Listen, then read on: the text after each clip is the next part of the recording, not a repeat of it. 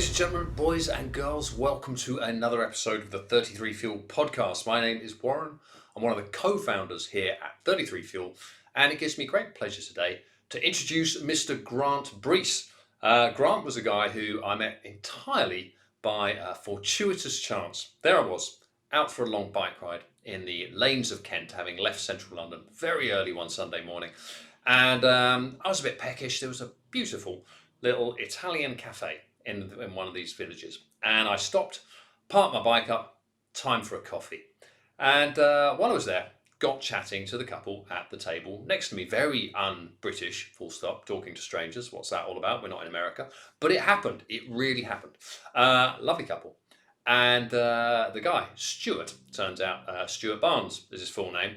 He is a former professional cricketer. He's now, I believe, the fast bowling coach at Somerset. For all of you cricketers out there. Anyway, we got chatting, and Stuart was in the process of getting involved in some endurance events, shaking up his training a bit, and he was struggling with nutrition, and we were able to help him out a little bit. So as the conversation grew, Stuart said, "Hey, I know a guy that you should have a chat with," and made the introduction to Grant. I'm so glad he did, because Grant is a personal trainer with a huge bank of experience. He's worked with a number of professional athletes. He's worked with huge numbers of amateurs of all levels. But while Grant does all the classic things you would imagine a high-level experienced personal trainer to do, one of his specialities really is weight loss. And it's not just about the kind of weight loss that you might do, getting ready for a summer holiday or after Christmas. It's about creating stable, sustainable, lasting change. And that's exactly what we're going to dig into on this show today. Really, if you are looking to trim some weight, then what are the best ways you can do it? How can you make it as easy as possible for you to win in this task? Not only that, but how do you do it in a way that it stays sustainable? So that's what we'll be getting right into here. And it's exactly part of our mission here at 33 Fuel, which is simply giving athletes of all levels the best possible tools to take their health, their happiness, their performance, their strength, and their speed to the next level. And we do that through sharing great content like this on our podcast, on our YouTube channel, across social media. But we also do it 24 hours a day, every day of the year, without fail, in store at 33fuel.com, where we make and deliver the finest high-performance natural sports nutrition you have ever had. So check that out at 33fuel.com. But before that, let's get into sustainable weight loss with Grant Breese. Are you sitting comfortably? I think so, yeah. Yeah. You're all right. You've got a hat on. Have you got lockdown hair? I'm on a bit of a mix here. You see, it's part lockdown hair, part training this morning, and as you now know, I have a 3-hour turbo coming up after this call. I'm impressed. Seriously, I've been debating whether to kind of just get the clippers out and do that, but I've decided now I'm going to grow it to the end of this, and then I'm going to do that as a kind of victory haircut. Well, would your wife assist? Because I don't know about you, I found that actually if you've got some clippers or a beard trimmer, which I'm going to guess you have, yeah, you can do a pretty good job. Like a perfect skin fade is quite hard. Yeah, a half decent one is actually not. Yeah. Maybe what we'll probably try and do is go for the fade first, and if it's a disaster, then I just have to go all in. Yeah, that was what I went into it with. Erica helped me out with it, so I was able to do sort of some of the sides. She did some of the back, and a bit of instruction and co-working with the scissors and the comb, and not a bad job. But had the back stop like you. If it was going to go wrong, shave a lot. Shave a lot. Yeah, it's just I get up in the morning sometimes and go, it's like this. Long. It is long. I don't know how long it looks, but it is long. No, I think long for me anyway. Normally it's like a 2 on the sides, a 2 on the back, and scissor cut, like your length, Yeah, but shorter on it's top. the same sort of thing. I think we've got the same sort of hair as well. In that, once you've got it all in place, even when it's quite long, it doesn't look like there's so much there. But when you wake up in the morning, it's like there's twice as much. Yeah, it's like okay, I'm scared, scared by my own reflection. I've always got the emergency hat handy though. But for anyone who had tuned in and is thinking what's going on, is this podcast going to be all about hair? I mean, clearly, I think it's an important subject and one that we should not neglect, even as modern men. But there are other things we can go into this. I mean, just in terms of, could you give us a quick overview, Grant, of your background in health, performance, sport, and weight loss that brings us into this idea of not just thriving in lockdown, but weight management and weight goals, primarily weight loss, but in some cases, maintenance or maintain? Yeah, I guess I've been kind of in this industry for 20 years or so, I would guess. And in that time, I've kind of gone from the heavily sport orientated, working with elite athletes, and I've come right through to working with Joe Public, performance nutrition, and now predominantly weight loss. Yeah, and now really in these crazy times, never been busier than ever. Really adapting what I normally do, and is normally quite easy, I guess, for want of a better word, but having to change things quite radically for a lot of clients because of everything that's going on at the moment. But I would certainly say now that, I am a personal trainer who specializes in coaching people with weight loss. Which is a pretty neat place to jump off the idea. I mean, I have a slightly skewed view of weight loss, not unique, but a little more unusual in that it's never been anything I've had to think about because not only have I largely, apart from a break in my mid-20s, I've largely always been very active. But then on top of that, I don't have a body type that gains weight. If anything, particularly with sport, my goal is weight maintenance and gain. So the weight loss thing to me, I don't have a personal handle on it. It's not something I've had to think about. Whereas for a lot of people, that's different. And particularly, how would that be affected in this current situation? What are the particular challenges and pitfalls you see there and the ways through those? I certainly think that at the moment, not because it isn't the norm, I think there's probably three main things that obviously our fridges, cupboards, for most people are probably stocked with a lot more food than they normally are. And we're spending a lot more time at home, obviously. And thirdly, we're a lot less active. And I think if you throw those three things together, you've got the perfect recipe to put on weight. And the flip side of that is that makes it quite a difficult thing to do in these circumstances, certainly to start on a weight loss plan, but even continue one. I've got one client at the moment who's lost a substantial amount of weight since the beginning of February, and that's mainly because the lockdown hasn't really changed his circumstances very much. He's got a home gym, he works from home, we go out and walk the dogs once or twice a day, so his life is kind of the same. So it's not really affected him. Whereas other people, their life has gone like this. They might have been training 3-4 times a week. They're doing this, they're doing that, and now they're having to work from home, look after kids, look after partners, and fit all that in around weight loss. And they're coming to me and going, Grant, this is just not happening. And then I think it's important as a coach to kind of balance everything up and say, okay, you're not going to be able to do this all the time. Let's look at this in a different way. Let's do what we can now to try and keep things at an even keel. So when we come out of this, we're not way back to where we started. We're just trying to stay on top of things.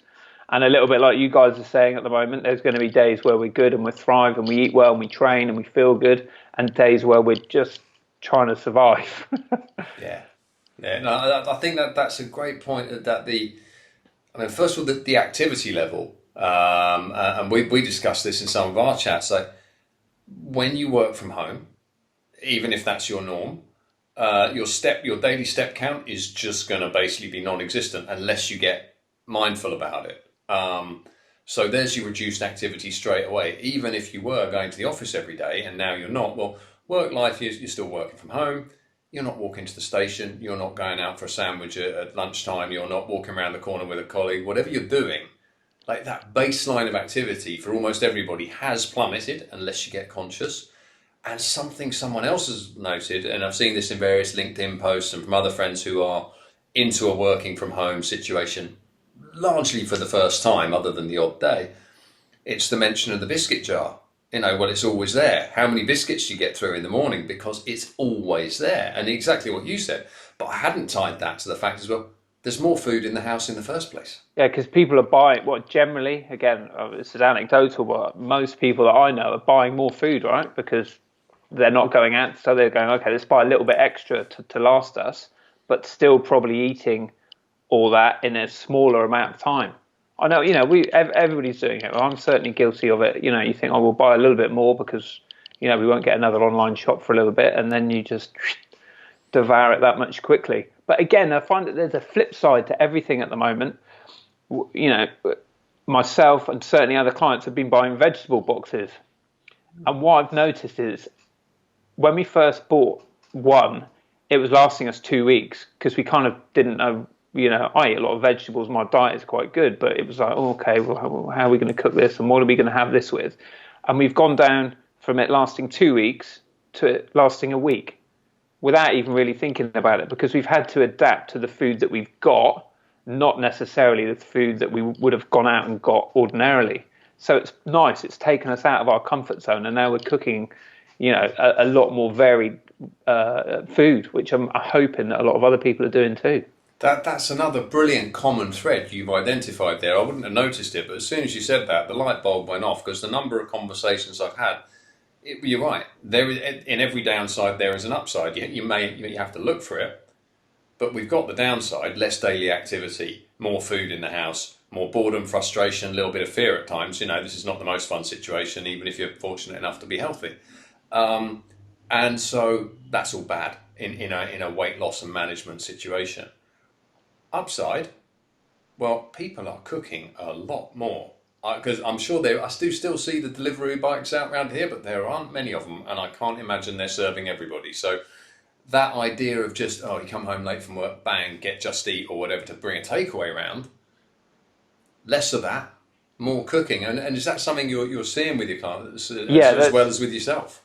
Definitely. I do all the cooking at home anyway, so that's kind of the same. But I'm certainly thinking of one guy that I know that's pretty fit, pretty healthy, but just doesn't cook. So everything he's get is ordered in, and gets his ready meals delivered and all the rest of it. And now's cooking because he's got time. He's at home.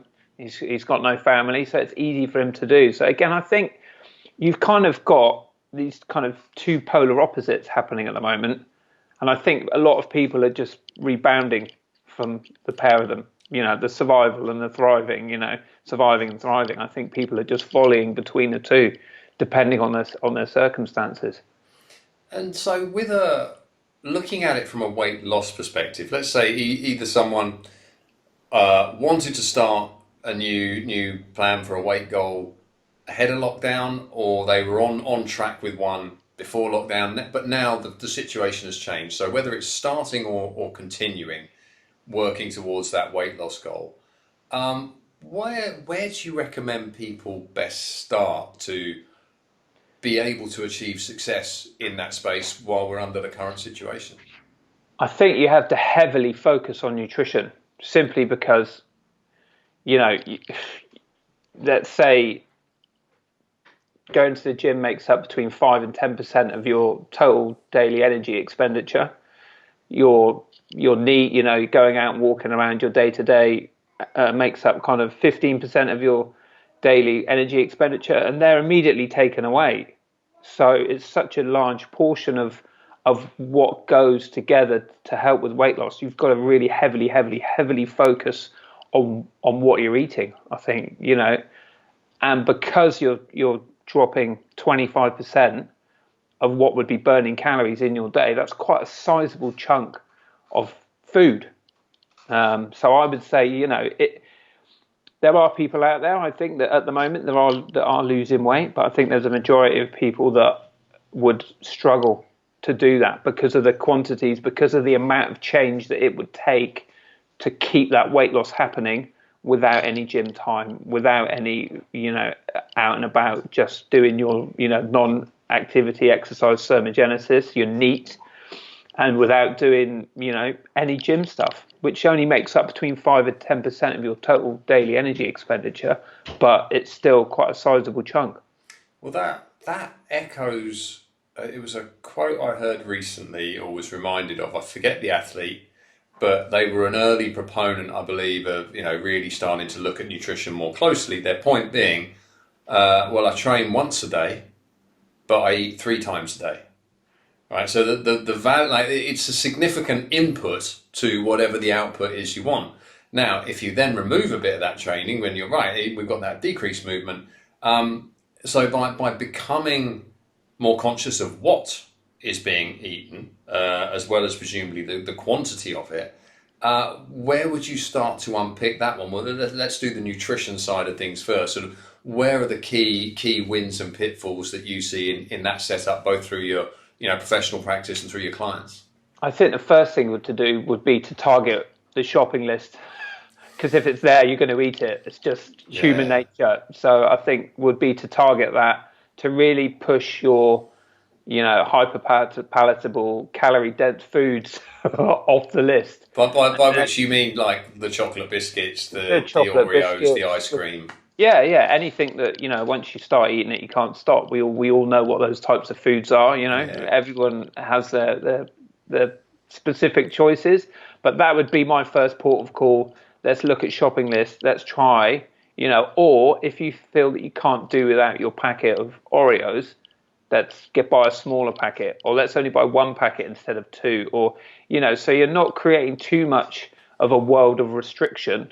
Because again, in these difficult times, we still need to keep smiles on our faces and stay happy and keep everything in the top half of our body from the neck up working nicely as well. But yeah, shopping lists I would definitely focus on initially. Then just trying to increase protein intake. So we're creating lots of high protein foods that are going to make us feel full for longer. They're going to have a nice thermogenic effect as well. So we're burning lots more calories just digesting those. And maybe, again, just saying, right, buy a whole heap of vegetables and then figure out, once you've got them, what you're going to do with them and how you're going to cook with them. Because I think, most people can be we're all adapting at the moment. Yeah. Because we have to, right? And so I think if you put yourself in a situation where, right, your shopping's arrived, it might not be your normal shop, but this is it. You'll start to adapt, you'll start to change, you'll start to do different things with food, and you'll start to eat in a slightly different way. That's a really good idea, because it is that, and it's actually a point I'd like to move on to next from one of the ones that you suggested about the.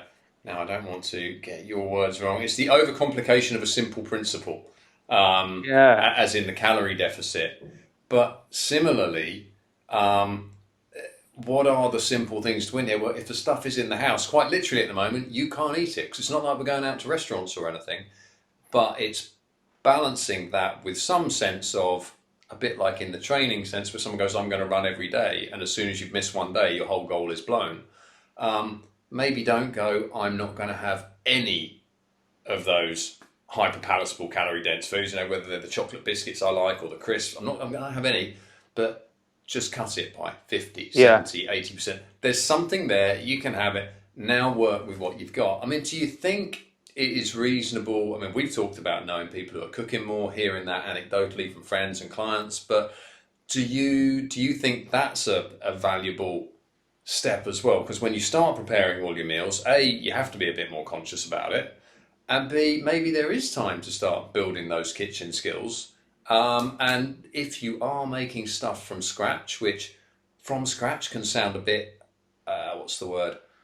off-putting if you're not used to cooking, but really it can be as simple as like chopping some onions and some veg and stir-frying them and doing a bit of rice and chucking some, kidney beans in it or something, and you're away. So building that skill set, if you're cooking from scratch, it's very hard to go wrong, because there aren't any processed ingredients going into it. You haven't let someone else take charge of your cooking.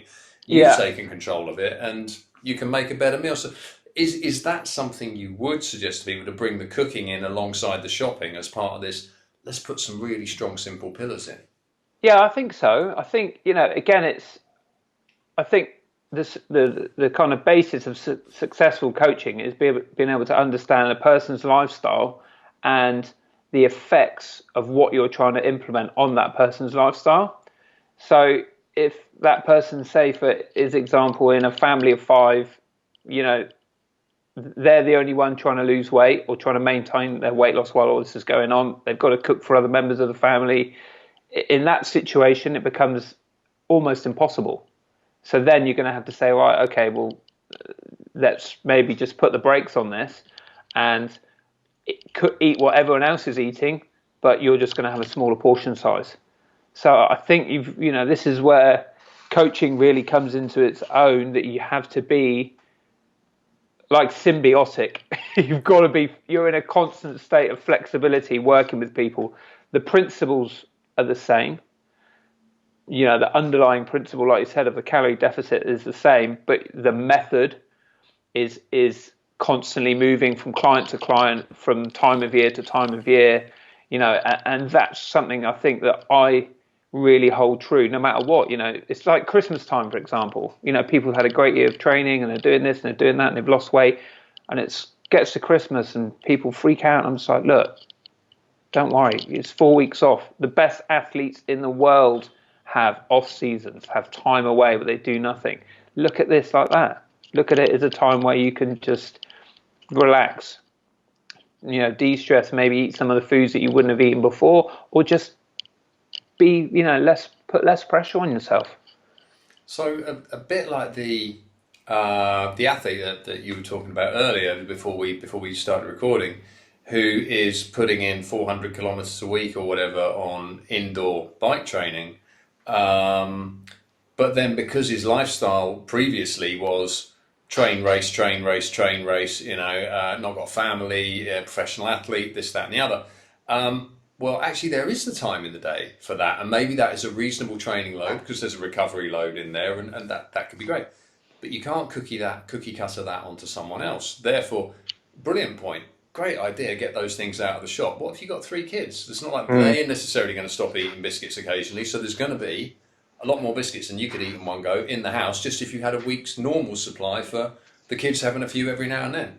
Therefore, how do you remove that? Great point. I think this is like you could encompass the whole industry into this. Unfortunately, sad as it is to say, is I think the weight loss, the health and fitness industry, aren't doing as good a job as they can with helping people lose weight, because everybody's got a method, and everyone's trying to squeeze everybody into that cookie cutter method. This is how you do it. This is what you've got to do to lose weight, without actually educating people about the principle, about what negative energy balance or calorie deficit is, how that works, how you achieve it, how you make it sustainable.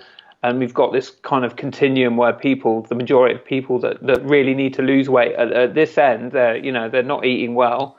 They've got poor nutrition, and good nutrition's over here, and we're trying to get them to, in one leap, to jump into that, to the end of the continuum, and you just can't do it, especially for somebody that's already eating, has got a poor nutrition and overweight. They might not eat any vegetables at all, and then suddenly you're going to get them eating, 30-40% of their diet from plants, and they're just going to pop. They might be super motivated and manage it for a couple of weeks, but ultimately what you're giving that person, that cookie cutter program, that cookie cutter meal plan, is just totally unsustainable, and therefore it's just not going to work.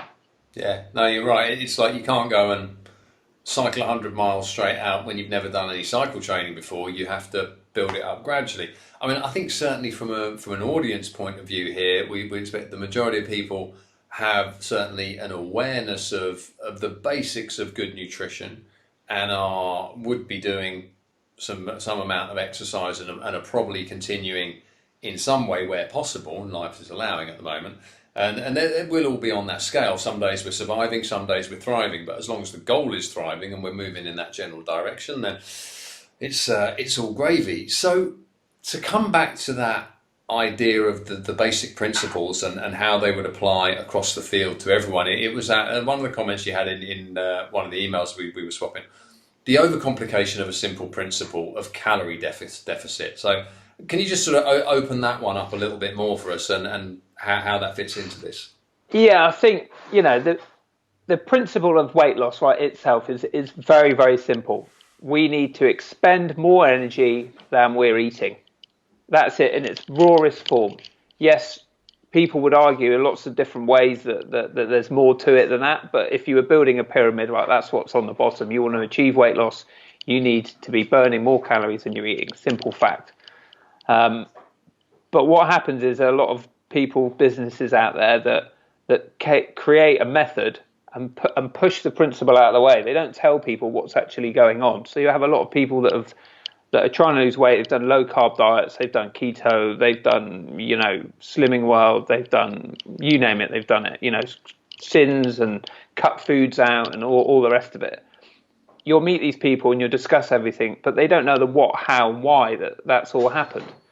So what I try and do is, you teach someone what the basics are, what calorie deficit is, and then say, right, now, how do we fit a method around you?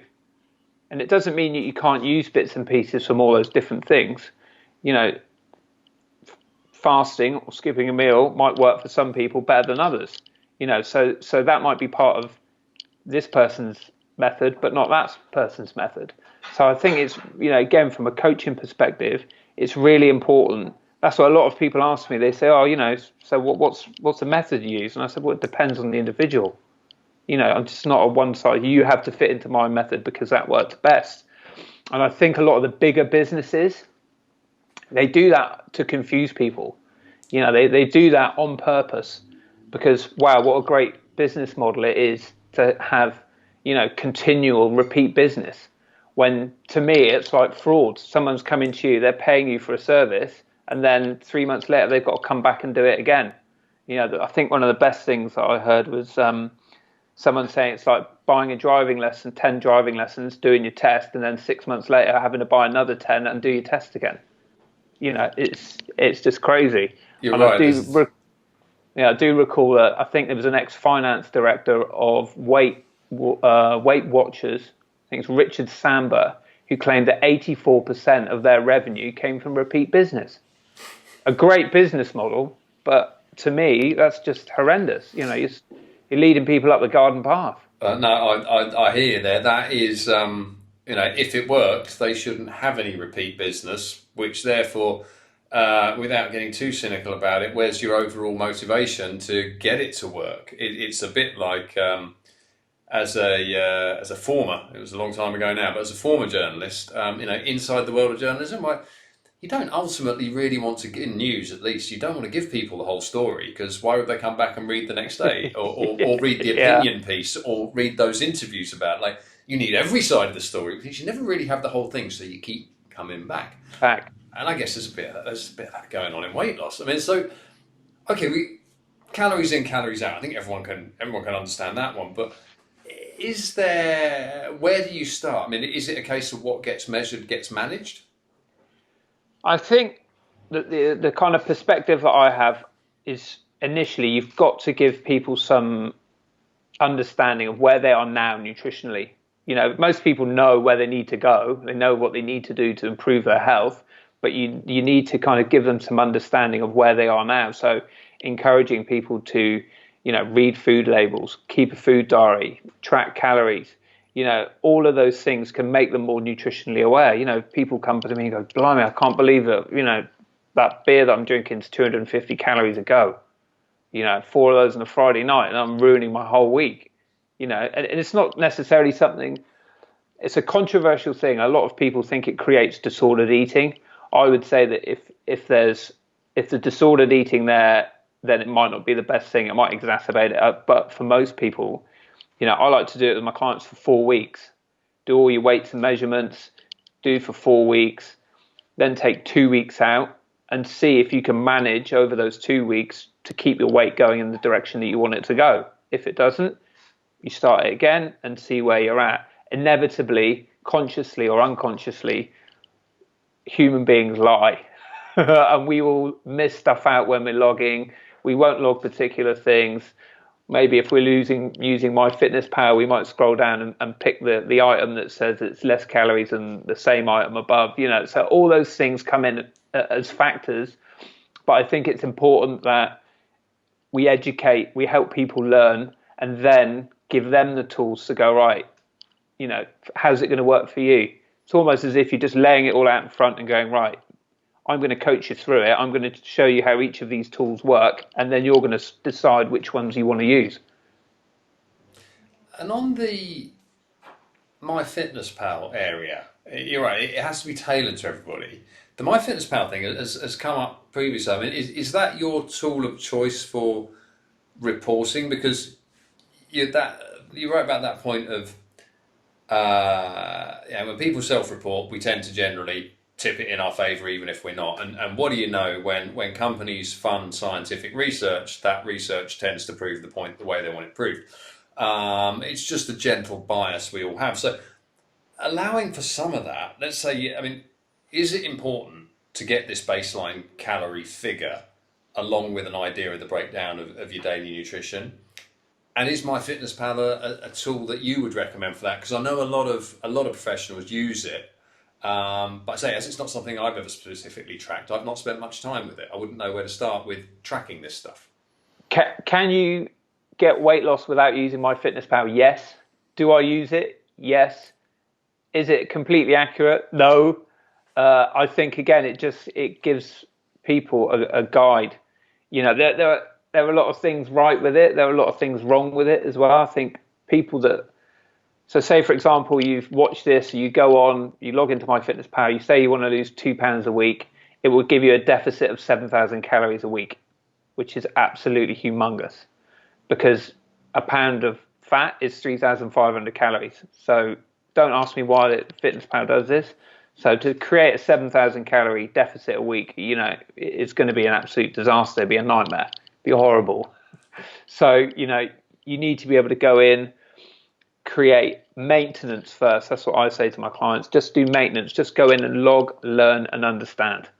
Then you can start thinking about, people will tell you. I think I like to give people, the opportunity for them to tell me, okay, where do you think the majority of it? Well, the majority of my calories are coming from beer. Okay. Is that something you're prepared to give up? No. Okay, so if you're not prepared to give that up, how can we elsewhere change that to allow you to have your 4 pints on a Friday night with the boys? So again, it's that constant thing of creating that flexibility, and FitnessPal is one way of doing that. I have to say though, the kind of search for the ultimate calorie calculator is just gone mad. It's gone, it's just bonkers. I get messages and messages. Oh, what about this one? And what about this one? And what about that one? It's kind of like you're missing the point about what you're using it for. You're using it for to kind of give you an idea. It's to make you understand. Some people can use, I've got one guy who's an accountant, loves his numbers, and he uses it religiously. Logs absolutely everything down to the last detail. And that's his world, and it works for him. But for some, not so much. Yeah, and I guess that would appeal to an accountant, that total nailing down of every last figure. But is it a bit like, so there's a load of apps out there you could use for this, there's a load of tools you could use for this, you could write it down yourself by working it out. All of those things are available to you, but is it less a case of which one you use and more the fact that you use one and stick with the same one, therefore you have a benchmark that's comparable to you? Yeah, I think it's important to stick using the same one. You might find that it works brilliantly for you. You might find that you can use it in the 3 months up to your holiday on the beach somewhere and then never use it again for the rest of the year. I think like everything else, it's a tool to develop understanding. For me, that's the way I tell my clients about it. Does it create disordered eating? Does it make people obsess about calories? I don't think so. Again, I use the analogy of saving money. If you're saving to buy a car, you need to know how much you're earning, how much you're spending, and how much the car costs. Calories and weight loss are pretty much the same as that. You need to know roughly what you're bringing in, what you're expending, and how much you need to get rid of. So yeah, it's a useful tool. It's not for everybody, and I think there's certainly times where I've not used it at all. Certainly in the past, 3 or 4 years ago, I didn't use it at all. I was using a different platform that I still use now for some people, that was very successful. That was all very habit and behavior based, um, giving people individual habits to do on a weekly basis, and you do those habits for a week and then stack the habits on top, and it works really well, and it still works really well for people. I think if you're very, very regimented in your approach, you're only going to attract one type of person that fits into that mold, and you're going to miss out on everybody else. So from a business perspective, for me, I want to have an approach where I can take lots of different types of people in from different backgrounds and different lifestyles, and make things work for them. Yeah. So we've got an element of consciousness and control over the food coming in, as into the house. An Yeah. element of consciousness and control over the food then going into the body, and the cooking and preparation that's being done around that, the ingredients that are being used, and that thoughtfulness. Now we've got some kind of a reliable to us and manageable to us form of measurement of calories in. So these are the baselines, and exactly as you've made so clear, there isn't going to be one size fits all, but start with the consciousness and what's the end goal I want to get to, and where you go, to be able to influence how you can make these elements fit your life. So I'm going to guess, would the next stage be measuring what's being burned? No. It Shows how wouldn't. much I know about this one. Well, I think so a lot of people do that, but I think a little bit like how the activity, the accuracy, sorry, of the My Fitness Pal, and the accuracy of various fitness trackers. So I don't get my clients to sync their Fitbits, Garmin's, whatever it is that they're using with My Fitness Pal, because immediately what it does is subtract that figure away from your total. So if you've gone out and you've done X and you've burnt supposedly 500 calories, it then gives the impression on Fitness Pal that you still have that 500, you've got that 500 calories back to consume. And again, all you're doing is adding more discrepancies into it. So then it becomes harder to manage and harder to find that figure of where you're really at. So say, for example, your daily calorie target is 60, 1800, say, and you're over and under like that all through the week, or you might intentionally be under all week because you're like my mate who wants to have his beers on a Friday night, so he wants to be under all week and then over at the top. If you start then bringing another variable into it, like a fitness tracker of some description, the margin for error then gets bigger, because with the margin of error with the with the fitness pal can still be quite big. So if they're following, regimented, and they go, hey Grant, I'm having my 4 pints, but I'm 300 calories a day under, and I'm not losing weight, then we go, okay, well, let's drop it down a little bit. Let's drop it down another 100 calories a day, 700 calories a week, and then see where we're at. Do that for a week, because it's not accurate. None of these things it would be great if they were.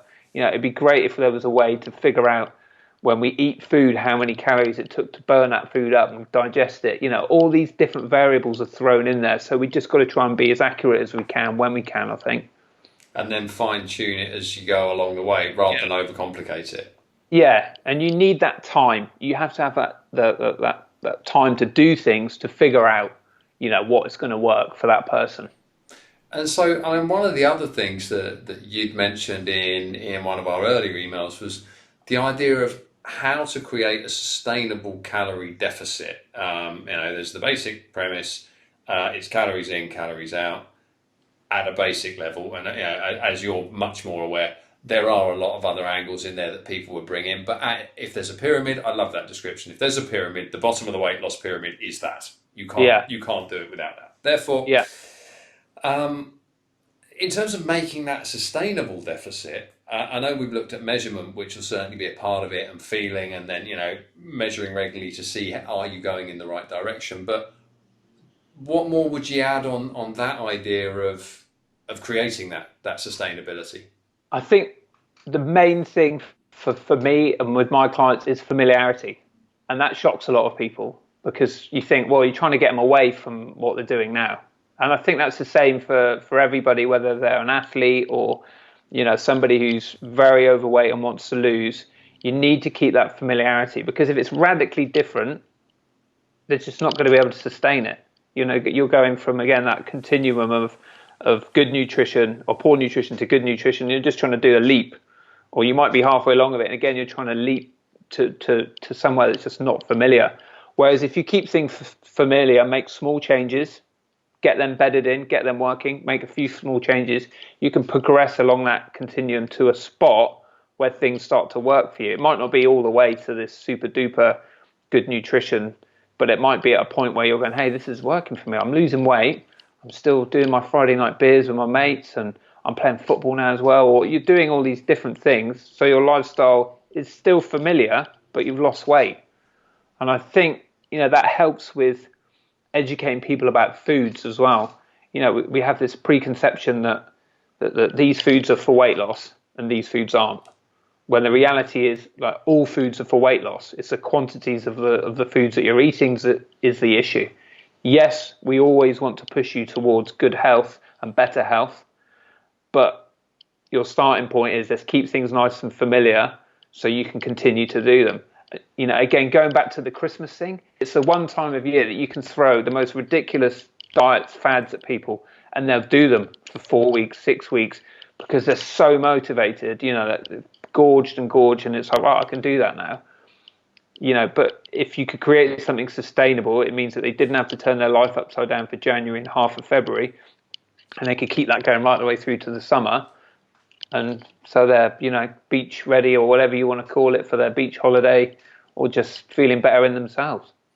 So that idea of keeping it, the radical change idea, okay, I'm going to fast 1 day a week, or I'm going to swap to a plant-based diet, or I'm going to run every day, whatever it may be, that can work for some people in some situations. And I think from a media point of view, we hear a lot more about those. The alcoholic who became a marathon runner, the chain smoker who's now a free diver, whatever it may be. The guy who was super overweight and is now like a bodybuilder and he only eats broccoli. Yeah. We hear about them. I read that article. I think it was on PubMed, wasn't it? So you hear about that, and maybe in a way, does that make people think the only way I can do this is by totally upending my life in a radical transformation, which for 99% of the population is not feasible. Therefore, even getting out the start gate is much harder when you don't have familiarity.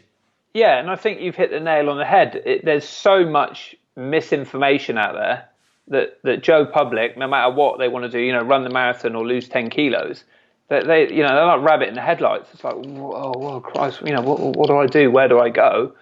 Or they're that other type of person that's done absolutely every diet plan going and is back to where they were before anyway. So, the misinformation is definitely an issue, I think, within the industry. Yeah, and I'm sure there'll be a lot of people that will watch, and not agree with anything that I say. And, that's fine. That's what makes it interesting and, good to debate and everything. But I think we all need to agree on what the fundamentals are. Yeah, but I think you're right. There's a lot of segmentation and fragmentation in that industry, and a lot of things where, you see all these case studies. It worked for this guy, it worked for that. Like, well, I'll do that, I'll do that, I'll do the other. On that end, how do you deal with clients who do feel they're in that position where I've tried everything? Now, clearly you can pick apart I've tried everything, because if there are 5,000 diets out there, you probably haven't done 5,000. However, the impression they've tried Atkins, they've tried keto, they've tried 80-20, they've tried whatever it might be. Someone who has repeatedly got into the battle to go, right, I'm going to do this, and has come out with a bloody nose and go, oh, not another one. Do you deal with many clients like that? And if so, where do you start? Because just even psychologically, that must be hard. Yeah, I'd say 80% of my clients have done every diet going in the past at some point. and I think it's how you approach it again. There's no point. They know that they've got a crappy diet. And I think you need to tell them as well that, you can still eat a crappy diet and lose weight. It's not where we want you to be, but we can keep you near to where you are and you can still lose weight. We still want you going over to that, the good side of the continuum. I think, it's easy to kind of, I'm going to go out on a limb here. So I think most people's experiences are they've been put into an uncomfortable situation. They're made to feel that everything that they're doing is wrong, and it makes it very hard for them. A lot of people that want to lose weight, they'll start on a program and subconsciously they know that they can't keep to it. They know that they're not going to adhere to it. They know that they're going to fail at it because they've failed at everything else. And all these diet plans work in some way. They all work, all of them. Are they sustainable? Are they right for every single individual? Absolutely not. So when I take a client on like that has been and done every diet, I think the first thing you need to do is you need to build confidence in that person that what they're trying to achieve is achievable. And it is achievable without turning their life upside down and every single, because there's so much to worry about. There's, pressure from family members. There's, social things that you've been doing your whole life that you decide that you're not going to do anymore because it's detrimental to you losing weight. Friendships that you've got, pizza and curry nights with mates or girlfriends or whatever it is that you're suddenly going to go, oh, no, I can't do that anymore. The ramifications of weight loss, I think, are far reaching. And I think it's a kind of mistake, whether you're a sports performer or you want to lose 10 kilos, to kind of filter it down to this pinpoint of this is where the magic happens. This is where you need to be. It's a much more broader spectrum of different things. And when you take a client on that's been and done all the diets, building that confidence, helping them understand, making sure that they understand that it's okay to have a bad day. You're only ever one meal away from getting back on track. You will have bad days. Everybody does, whether you're, the best or the worst. We all have it. The key is how you react to those bad days. Again, an analogy that I heard is if you have a puncture in your car tire, you don't jump out of the car and pop the other 3 tires, do you? You get the tire fixed and you carry on going. I thought that was brilliant. Pinch that. I can't remember who said it now, but and I think that's important when you're taking on somebody who's been there and done them all. And you make a great point there about, again, similar to the shopping, you go back to the root cause and the start. Let's not overcomplicate this.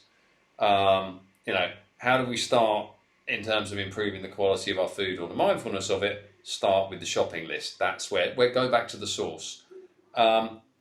If the feeling and the experience, I've tried all of these diets, none of them have worked, then the subconscious feeling, or maybe even consciously understood feeling that, well, this one's not going to work either. When you start with that sort of impression, your chances of success are massively reduced before you've begun. Whereas if you can, by the sounds of it, help to educate and understand that person and see them as they can understand that idea, your past is not your future. I love your point. You're only one meal away from being back on track. Well, if you had a crap meal or you had a day or whatever it was, doesn't mean that you have to keep going in that direction. Address your emotion and your reaction around it and try and build some confidence into the big picture there. Would that be a part of it? Yeah, definitely. And I think with a lot of people, once you build up a rapport and you're working with somebody a while, you start to do a bit of digging and you start to find out that there were aspects of certain plans that they did that did work for them. And then you can start bringing those in. I've got one client I'm thinking of now specifically that enjoys socializing at the weekend. So, weekends are a big thing. That's where all the food and all the drink and everything comes on board. So, they have meat-free Mondays and, they fast, or they skip a meal, fasting. Do call it what you like. They're comfortable doing that because in their head it's I don't need to eat breakfast on Tuesday and Wednesday, do meat-free Monday. So they're kind of doing all these different bits and pieces of all these different plans that they've done, and they've just stuck them all together, and it works for them. Rather than just being like this kind of brand ambassador for the ketogenic diet or whatever it is, and trying to, you've got to do this, you've got to do that. I think, you can take the best bits of all of them and use them to your advantage. and combine them, because even in that feeling of I've tried everything, nothing's worked. Um, One of our great business mentors here at 33 Fuel, we were having a chat with him recently, and he said that the human brain will naturally see what doesn't work, and in any situation, there are generally going to be more ways it can't work than ways that it can. So you can write a list of 100 reasons why weight loss won't work in this instance, but you only need one or two. Right, for success only requires one or two. It doesn't matter if there's 100 stacked up on the other side. You only need to find one or two that work. Therefore, you're saying that as those conversations develop, someone might say, well, I tried keto, it didn't work, but I did like doing X, which seemed quite good. Yeah, You then start to individualise that. There has been success in the past. End result, no, but maybe there were yeah. some experiments that worked. What can you learn from those to now if you can, by the sounds of it, if you've helped someone alter their own psychology and beliefs around their capability to do this, then maybe shine that light back. And I mean, do you go through any processes to sort of unearth those things that might have worked in the past? Because there are tools that are sat on the table now. Yeah, generally you'll find that when you say, oh, say they rattle off 4 different diets they've done, and you go, okay, right. So, what were there any particular parts of that were successful? When you do your initial consultation, they'll say no. 100% of the time, they'll say no, because they're pissed off that they didn't work for lots of different reasons. At the diet, at themselves, generally at the diet, it's because there's that lack of accountability and that lack of understanding there. So it does take time to build up. I'm sure that any personal trainer out there would agree with me that you start with a client, you do an assessment, you collate as much information about what you're trying to do, whatever it is. The more information, the better. You get a few sessions in, and a client will say, "Oh yeah, da da da," and you go, "You never told me that." Scribble it down, and so the information comes, to you gradually, and I think it takes a while for people to kind of open up and have confidence in you as a coach. And I think that's what makes a successful coach. No matter what you're doing, you need to have that ability to understand and empathize with people before you can guide them. If you're just kind of steamrolling them into a kind of, hey, look at me, I've got a 6-pack and I prep all my meals on a Sunday, and this is what I do, and you have to follow that if you want to look like me, is just a crazy approach. And I don't honestly think it works. I really don't. I think you're right. I think it can work if you can cookie cutter that into your life and force yourself to do it for a certain period of time. Similar to the calorie in, calorie out. If that gets that sort of result, you can go in that direction doing that. Can you sustainably achieve that within the constraints of your life and your likes, dislikes, things you want to keep, things you want to change? No. Most people are just going to find it pretty uncomfortable and unpleasant. Yeah, and it's and especially as well, if you know that it takes 4 weeks, all you're thinking about is week 4, because I can do this for 4 weeks, because in 4 weeks' time I'm going to go back to the old me. I'm going to eat the foods that I ate. I'm going to drink the drinks that I had. I'm going to sit down. I'm not going to do anything. So that's comforting, and that's what happens. It's like when people do, dry January. Yeah, I do dry January. February the 1st, I'm going to drink my head off. And that's what people do. It makes it easier to do those 4 weeks. And it's a point, it upsets me. I feel upset for people when they put so much time, so much effort, so much money into diet, weight loss, and, are happy at the end when it's over. It's like, this isn't over. This is, it should be a continual journey, and it's not going to do that. It is going to do this. And, I think sometimes people are missold and are told things just to get a sale and just to get them on board, when you've got to be real with people. I know I say things to people sometimes and they look at me like that and go, you shouldn't be saying that. It's like, well, my weight went up. My weight went up. And it's, well, you need to help that person understand why that was. Was it because their salt intake was more? Was it because their carbohydrate was intake was more? When are they weighing themselves? Have they had a bowel movement? Make them understand why body weight fluctuates. And then when they weigh themselves and the scales don't read what they want, they're not going to suddenly go, oh no, I need to pop all 3 other of my car tires now. This is over. I'm not doing it, And to be able to keep them on that path, it is, again, a hugely individual process. But when you get people who are so looking at that temporary goal side of it, okay, goal weight is X. Time to goal is 12 months, let's say. So, if they've done the work and this is the right sort of time frame and, everything is lined up, it's fitting their life, they're enjoying it, they're doing it. Bingo. Okay, so we've achieved the goal. There should be some sort of celebration and enjoyment of that. But now, what about maintenance? Is that about consistently maintaining a calorie deficit now, or because how do you then manage the landing, as it were? That could be potentially almost as difficult or harder. Yeah, I think so. I think if you'd worked with someone for 12 months, I'd want them to be happy to have a, that's, we're talking about your average Joe, your average Jane, have a window of flexibility in their diet.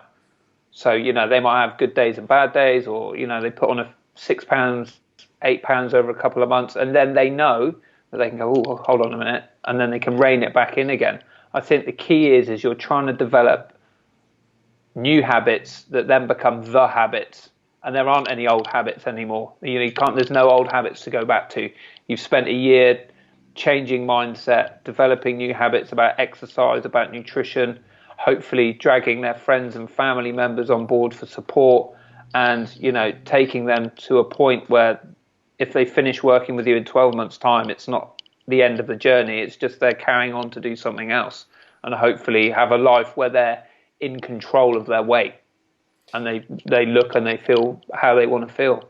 So to go back to your driving test analogy, it's like you use that period to learn to drive, but after that, it's not like you get out of the car and never get in it again. You then begin to drive and you become better at it and Yeah, better at it again. And the things yeah, that, where it previously took, we'll go to a motor racing analogy here because I know we both share a little bit of background in that space.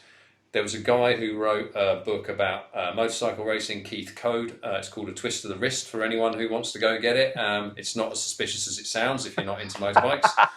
Keith Code's point was for any motorcycle racer that you have $10 of attention. And if you are, that's it, right? You haven't got any more. If you are spending $9 getting the clutch out with stalling, you've got $1 left to think about riding the bike. Okay, that's the same thing when you pass your driving test. Let's change it. Let's get English here. We can do it in pounds. We've got £10 of attention. £9 is getting the clutch out without stalling. We've got £1 left to spend on driving. That's not a lot. Give that a few years. Well, that clutch now only costs 2p. You've got £9.98 to put into everything else. yeah, So it sounds like your approach is much more to develop that process and to develop that learning so that you come out with the skill set whereby, where previously it cost you £9 to think of, well, what food should I or shouldn't I eat? That's now a 10p decision. Well, there's £9.90 left to keep the journey going.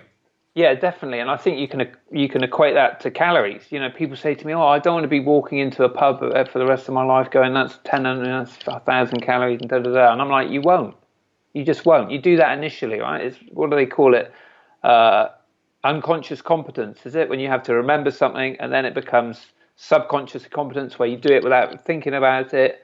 And that's what happens. I've not counted my calories forever because I kind of know.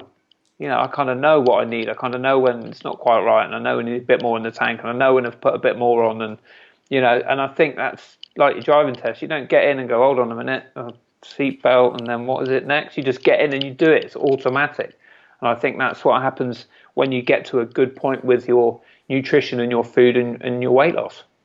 That must be a big skill on your side to be able to take those two different views, i.e. things that are subconsciously competent view, i.e. the things that happen automatically that you don't need to think about, being able to unpick those, translate them, go back to where you were at the start, before you started doing all this 20 years ago or whatever it was, and to be able to interpret that in a way that someone coming into it with a different perspective or a newer perspective can then understand. Yeah, you can, and I think, if you think about learning anything like this, you can continue with the driving analogy. It's like you're bombarded. I've got to do what and how and what and do. So as a coach, you need to make sure that different people can take on different amounts of information. some people will sit there and go, right, give it to me. I want to know it all. I want to do it. When, how much? And they'll take it on board. Other people will just, again, rabbit in the headlights will be like, so, you have to be a good enough coach to understand who needs lots of information and who needs it drip fed to them very, very gently.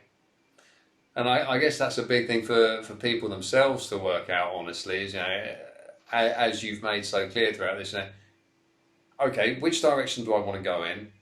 Where can I start making positive changes in terms of food into the house, then what I'm eating, then how can I help and support my mindset for success, and how can I blend what I've done in the past, but being able to put that into some sort of individually relevant program, that sounds like certainly a challenge, but you've very skillfully done it with a number of people. I mean, do you think it's something, surely it's not something, it's not impossible for people to do, right? It just takes getting some momentum moving in the right direction.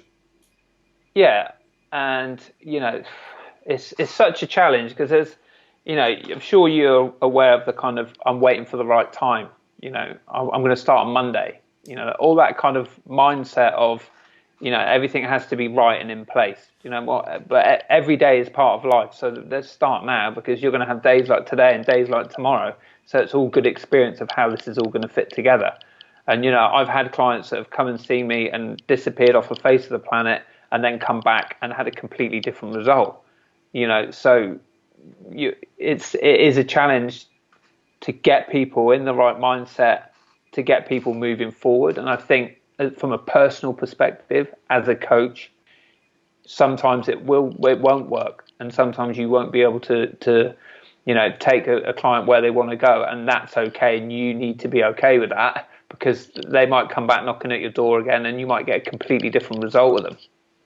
So do you think there's an element of that idea of when the student is ready, the teacher appears, sort of thing? Yeah, exactly. I think there has to be an element of that. I'm thinking of one client I had a long time ago who turned up to see me, and we did an assessment, and her husband, his wife, had paid for him to come and see me. So he would, he didn't want to change anything. He didn't want to work out. He didn't want to, lose weight really. So it was like, there's no way. There's no way I can get this guy to do these things. So what are we going to do? We either knock it on the head, or we park those things, just come into the gym, or have some fun, and we'll do some training and see where we are in 10 hours of training time. And then that person's starting to go, actually, you're kind of enjoying this. And then all you do is focus on the training. Focus, let's do this for the training, this for the training, this for the training, this for the training. And then one day they come in and go, Grant, I've lost a load of weight. Because you've just pushed the whole weight loss thing out of the way and focused on just doing the training. And then it's become about the training and not the weight. And that person's suddenly gone, hey, I'm dropping weight. It's great. Can we keep going? Can we do another session a week? So sometimes it's, about taking away from what the goal is and focusing on other things. Like you were saying about the whole 12-month period, and, my goal is to lose 12 kilos in the next 6 months, end result. And they go, well, initially, let's just focus on coming to see me twice a week. We'll talk on the phone once a week. This is what you're going to do. And then we'll move forward from there. So you're focusing on the process goals on a weekly basis, or a daily basis even, and building on top of that, rather than each morning getting up and going on the scales, blimey, I'm still not 12 kilos lighter than I need to be in 6 months. So you're creating a mindset that's not focusing on that end result, that's all process goal driven, getting to the gym twice a week, doing the few other bits and pieces that have been set out, and then just building and building and building on that. Yeah. I mean, you're right that there's a lot of disinformation out there around this subject. There's a lot of complication and overcomplication of it. But I think what you've really served up here is a great balance of just smart, sound, well-tested, thoughtful advice that could give anyone a smart jumping off point to go, right, I'm going to start on this, whether it's weight maintenance, weight loss, or even in some cases weight gain. I know we didn't go into the gain side too much, but maybe that's something we could dig into in more depth on another show. But in the meantime, where can people best find you, Grant? other than in your house, but clearly at the moment we're all in our houses. Ironically, they can't come Oh, find you at your house. they can find me online, Breeze to You. Instagram tends to be my platform at the moment. Yeah, breeze2you.com or Instagram at Breeze to You. Well, Send me perfect. a DM, send me a message. I'm always happy. I always answer every single question I get, always, because I think it's important. At the end of the day, I'm in this game to help people. That's why I do what I do. I'm not motivated by anything else. It's nice to pay bills as well. Don't get me wrong. But no, I'm in this to help people. So yeah, get in contact and see if we can help you. Well, you heard the man. All his details will be in the links below. But do go and hit Grant up on Instagram or on his website or on Twitter. He will answer you, even if it's 3 a.m. Definitely, especially I'm still up. Grant, thanks so much for making the time today. Really, really good having you on and really good having a Thanks chance for to catch having me. up. Yeah, thanks for having me, Warren. There you have it, folks. Mr. Grant Breese and all you ever wanted to know about sustainable weight loss. With, I forgot at the beginning, a small interjection into the world of lockdown hair issues for men. I'm sure ladies out there, you've been struggling with that as well. But that long hair, it can just keep growing. I realise this may be a roots issue, but us guys, if you've got a trim and tidy, short bit of hair, pretty tough one to manage during lockdown. DIY skills only go so far. There is always a hat should things go wrong. But look, we're not all about the hair here. We're all about health, performance, happiness, and well-being. So when you are in the market for the best natural sports nutrition you have ever had, get yourself over to 33fuel.com and go nuts. Look forward to seeing you there.